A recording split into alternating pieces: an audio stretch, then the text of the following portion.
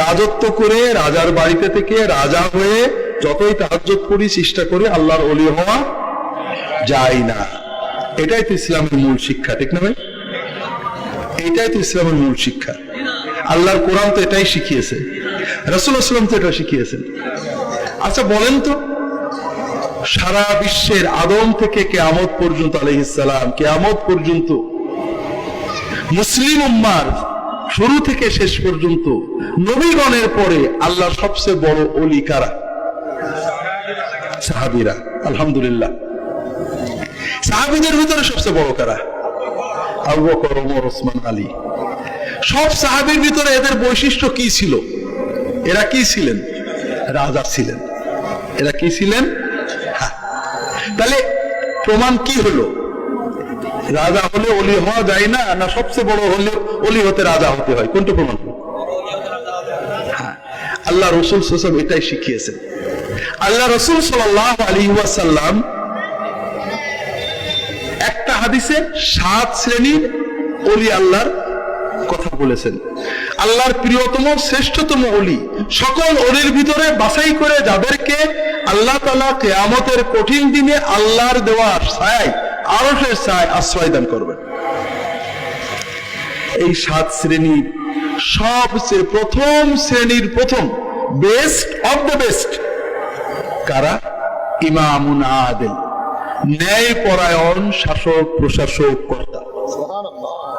যে শাসক, যে প্রশাসক, যে বাড়ির কর্তা, যে স্কুলের কর্তা, যে এলাকার কর্তা, তার অধীনস্থ, তার নিয়ন্ত্রণাধীন মানুষদের ভিতরে ইনসাফ করেন, প্রত্যেককে তার হক বুঝে দেন, কারো উপর জুলুম করেন না, পার্সিয়ালিটি করেন না।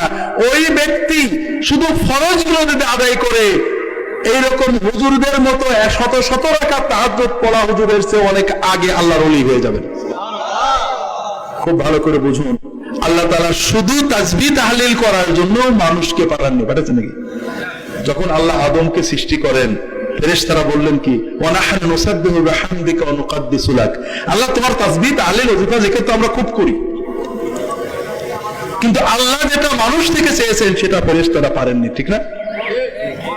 আল্লাহ আমাদেরকে বানিয়েছেন এই দুনিয়ায় বেঁচে থাকতে হবে, বউয়ের ঝগড়া শুনতে হবে, স্বামীর গালি শুনতে হবে, বাচ্চা কোলে নিতে হবে, পেশাব সাফ করতে হবে, মানুষের ঝগড়া শুনতে হবে, কষ্ট করে মানুষের হক পৌঁছে দিতে হবে, মাথায় থলে নিয়ে বাজার করতে হবে, মানুষের ভিতরে সত্য ন্যায়ের দাওয়াত দিতে হবে, মাথার ঘাম পায়ে ফেলতে হবে, এরপরে 2 রাকাত তাহাজ্জুদ পড়লে এটাই তোমার জন্য যথেষ্ট। কাজেই ভাইরা, আমি সারা রাত তাহাজ্জুদ পড়তে পারি, ইচ্ছা করলে। আমি পড়ি না, আমি খুব বড় ভালো না। আমি ইচ্ছা করলে সারা বছর রোজা রাখতে পারি, কিন্তু আমি ইচ্ছা করলে কোন মাজলুমের চোখের পানি মোছাতে পারি না, আমার সেই ক্ষমতা নেই। আর আল্লাহর কাছে মাজলুমের চোখের পানি মোছানো শত শত রাকাত তাহাজ্জুদের চেয়ে অনেক প্রিয় কাজ। ওটা কে পারে? ওইটা পারে যার ক্ষমতা আছে।